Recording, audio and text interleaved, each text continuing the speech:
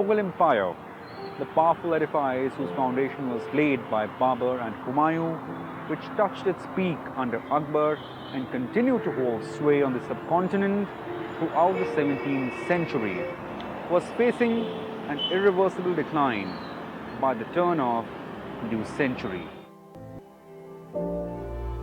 Shahjahan, who had placed the Mughal Empire at its zenith both politically and culturally, was aging and losing his grip fast over courtly affairs.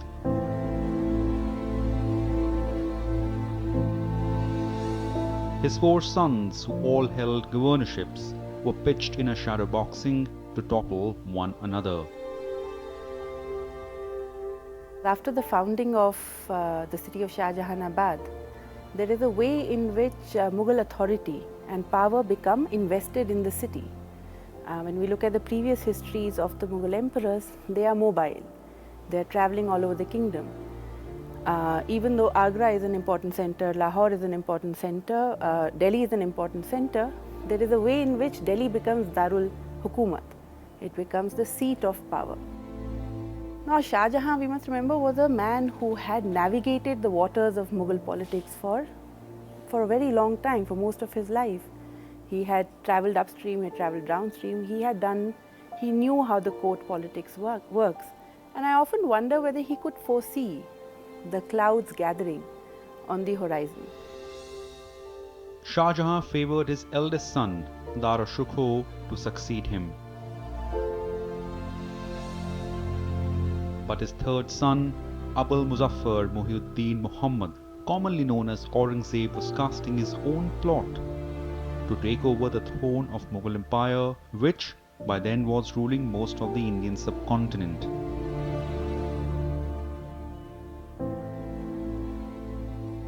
Mughals never followed the system of primogeniture.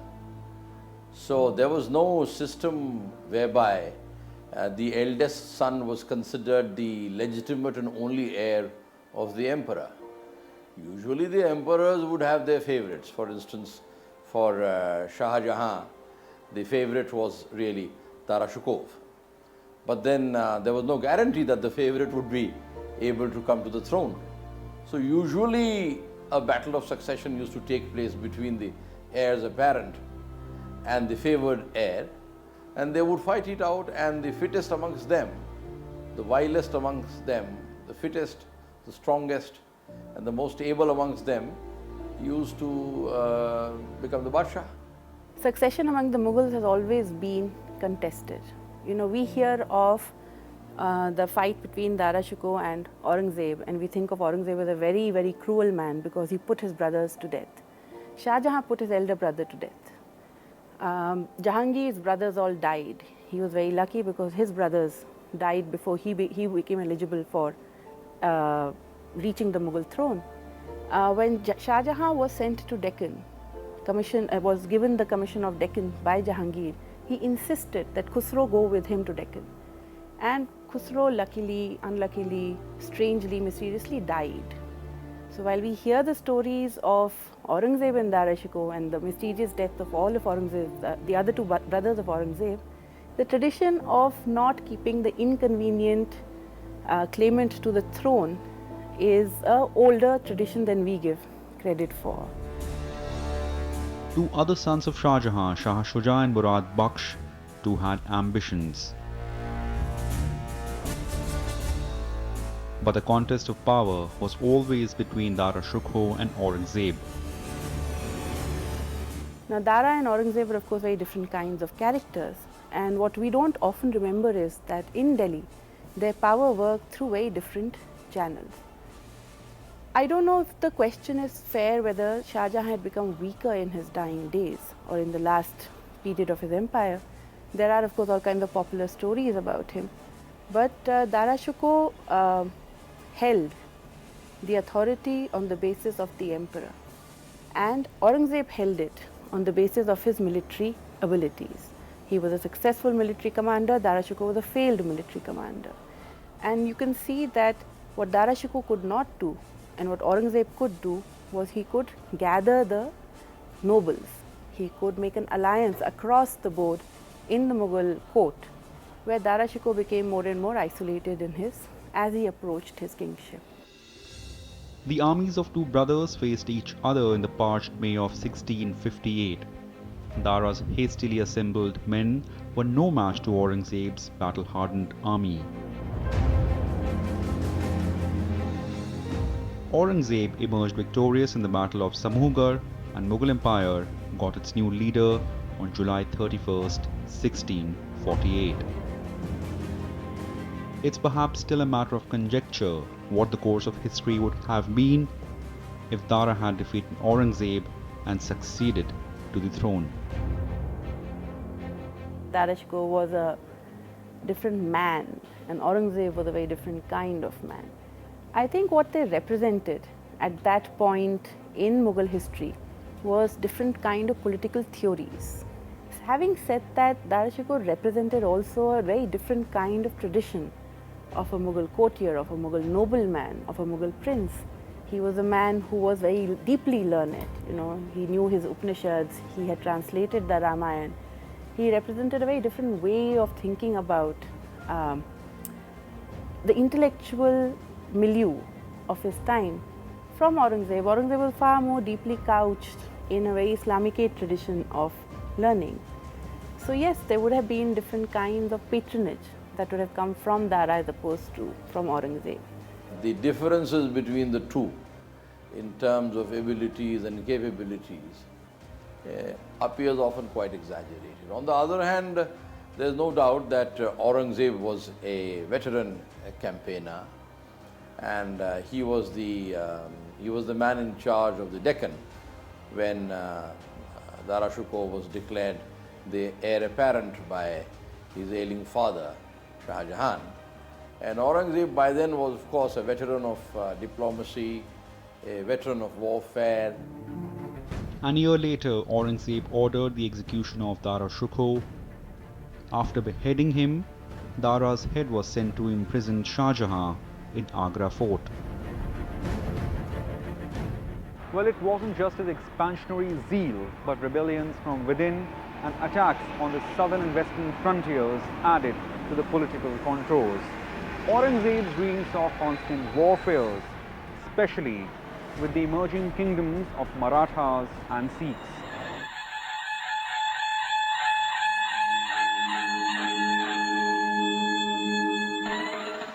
Marathas posed the strongest challenge to the Mughal Empire, because of which Aurangzeb had to spend the last two and a half decades of his life campaigning in the Deccan to put down the Maratha rebellion and to come to terms with the Deccan Sultanates. By the time Aurangzeb came to the throne, the Mughal Empire had already been in place for over 100 years, and it had brought with it different kind of networks of commerce, different kind of networks of trade, different kind of notions of peace and stability, of undisputed political sovereignty, which meant that a lot of areas which had previously been areas of war had become settled areas. So these parts of the empire, these parts of South Asia actually were far more prosperous, and their ruling groups were far more powerful. There was a different kind of market of army.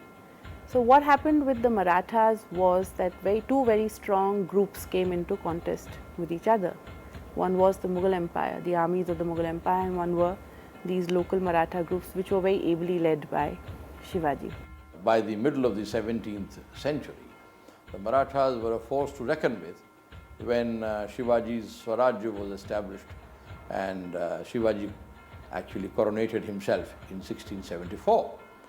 So the Marathas were definitely the most formidable, the first and the most formidable challenge to Mughal authority which arose in India at the level of a state, because the Marathas began, although they must have begun as rebels and as skirmishers, but they began to raise standing armies of a diverse nature and a pluralistic nature, and they began to aspire to statehood, and they did achieve a Swarajya state based on the principles and on the bravery, courage and prowess of Chhatrapati Shivaji.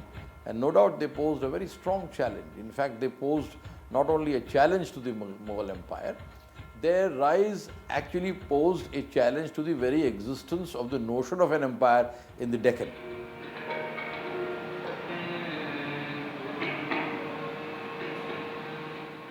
It was also the time when Sikhism was rising in the Malwa region. Guru Tegh Bahadur, the ninth Sikh Guru, was spreading the teachings of Guru Nanak and Sikhism even in the far parts of the country. Among Sikhs, he was emerging as a major socio-political figure.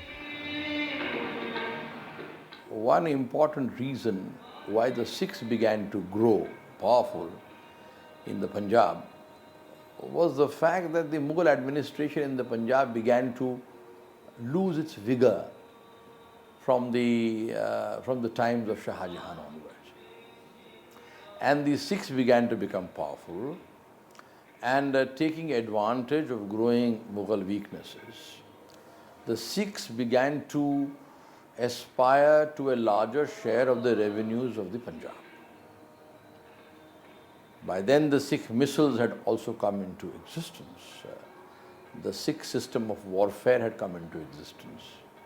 And time and again the Mughals had to send large forces under Pathan commanders or other commanders to subdue the Sikhs and bring them to book.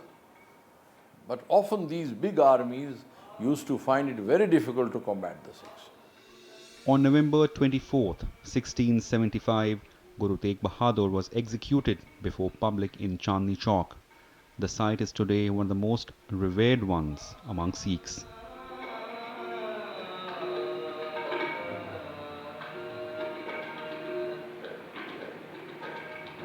Guru Tegh Bahadur's martyrdom resulted in further rebellion against the Mughals. His successor Guru Gobind Singh formed and strengthened the warrior community Khalsa, which led to the emergence of Sikh Confederacy and eventually the Sikh Empire.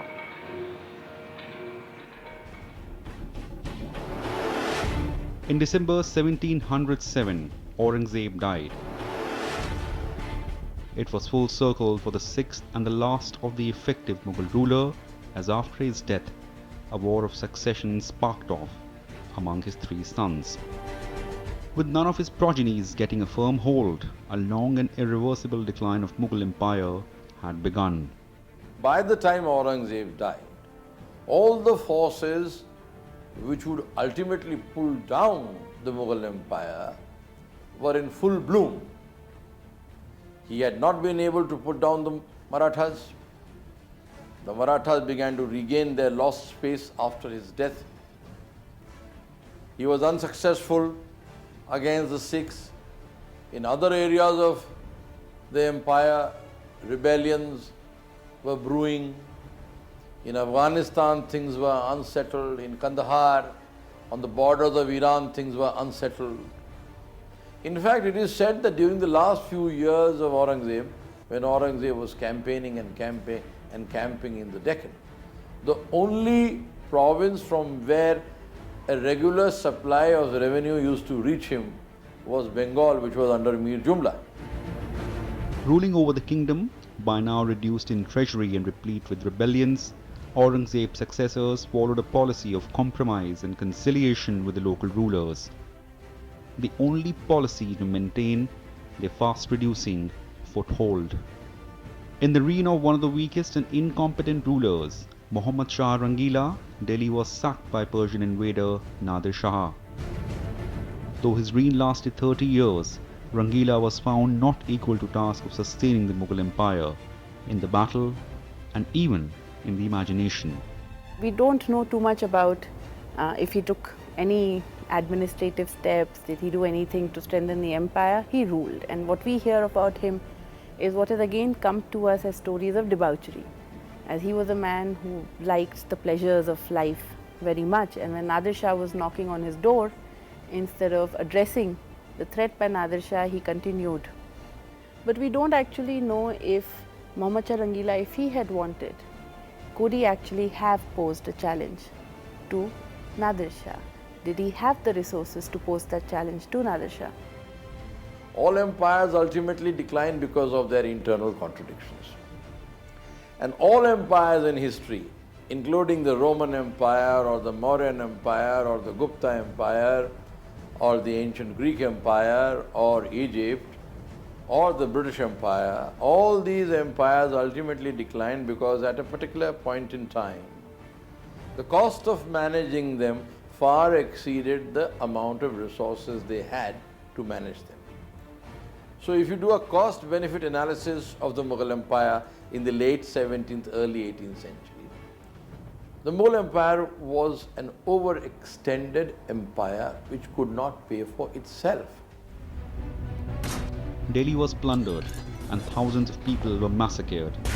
It was a big blow to the Mughal Empire, which was gradually withering away. The city kept suffering several attacks. Ahmad Shah Abdali attacked India in the year 1757. He first conquered Punjab and then plundered Delhi. By then, Delhi was under the control of Marathas.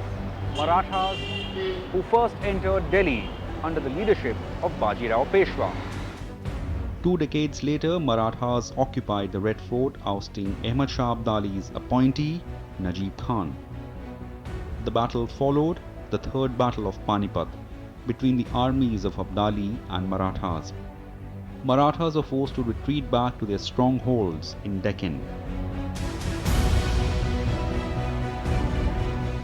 The political landscape of subcontinent changed too. The large swathe of Mughal Empire from Khyber to Daulatabad, from Sindh to Bengal, was now populated by the strong local kingdoms. From around 1719, the Mughal court had the support of the Marathas. The court, by the beginning of the 19th century, the Mughal Emperor is actually pensioned off by the Marathas. The Marathas are the strongest political force in South Asia at this point, and they are pensioning off the Mughal emperors. Though shrunken in its power and glory, Delhi witnessed its social renaissance in the early half of 19th century. Because there is no more political conflict, there is all kinds of other things like educational centers emerge.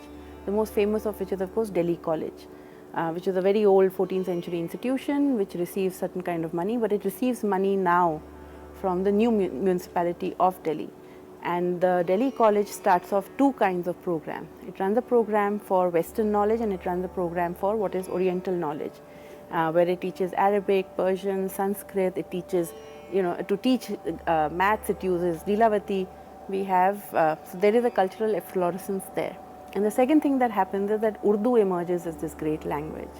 And very closely linked to the emergence of Urdu as the language of now North India, with these great figures like Ghalib speaking in it, is that by the mid-1820s onwards, there is also the emergence of the printing press. And not the printing press in the European sense, but the lithograph press. So you have newspapers, you have letters to the editors, and you have, so for example, Ghalib's Diwan is one of the most widely circulated texts of its time because it gets printed and it travels out of Delhi with that. Mirza Ghalib was among the major literary figures to emerge in that phase of Delhi. Vibrant, anecdotal and surreal, Ghalib's writing penned the eclipse of the Mughals and rise of another era in Delhi. By the turn of 19th century, the British East India Company had brought major portions of India under its control. After that fateful Battle of Plassey in June 1757, the British steadily gained influence on the local principalities and trade, which generated massive revenues for them, a major part of which went to the raising of their armies. In the years to come, following the rebellion at local levels, anger against the British was only rising. Well, the first major expression of an organized resistance against the colonizers came in the revolt of 1857, our first battle of independence. It all began as a revolt of sepoys in their cantonment. Very soon, the revolt accentuated with the participation of general masses. There was a great amount of peasant distress in North India as a consequence of the land revenue policies adopted by the East India Company. There was great unrest in the Bengal army as a consequence of the new service conditions which were imposed on the soldiers. There was the question of the field bhatta not being given to the troops. There was the problem of serving overseas. There was the question of growing racial discrimination because of a new type of British officer imbued with a racialist and imperialist mentality coming into India and joining the Indian armies, joining the Bengal army at that time. The mutiny was also backed by Rani Lakshmi Bai, the deposed ruler of Jhansi, Nana Sahib Peshwa at Kanpur, the kingdom of Awadh, and a faction of Gwalior state. Followers of Birjas Kadra of Awadh, Baba Kumar Singh of Bhojpur, and Drig Singh of Tulsipur too joined the revolt against the British. It was largely a North Indian affair. It was confined between, let's say, the borders of Bengal and the borders of Punjab, and between the Tarai to the north and, let's say, the Vindhyachal and Satpura hills to the south.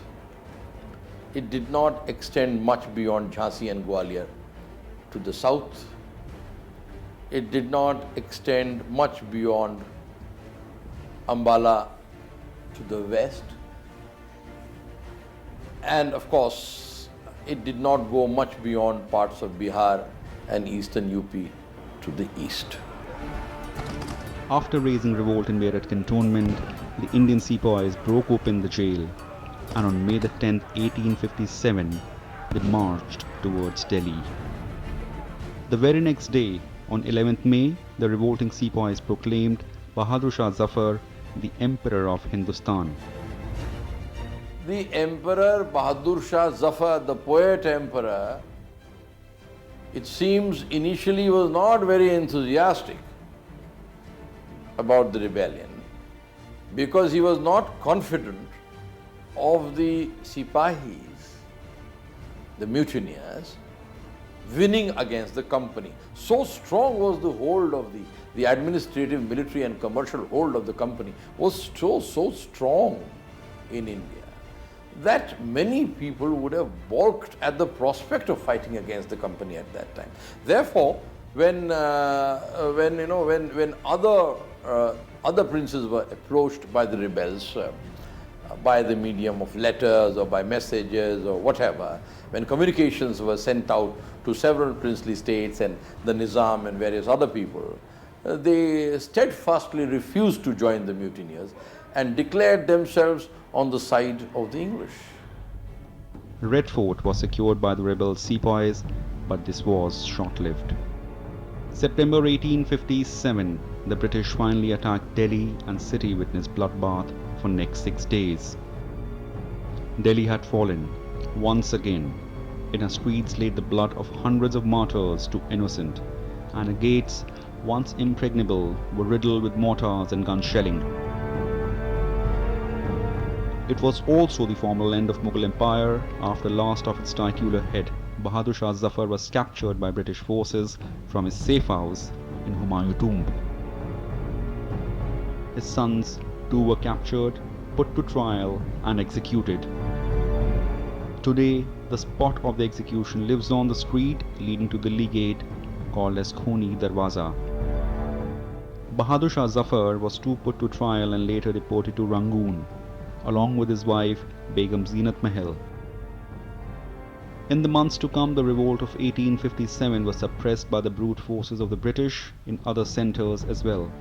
On July 8, 1858, 14 months after the outbreak of revolt at Meerut, British proclaimed the end of revolt. That idea of nationhood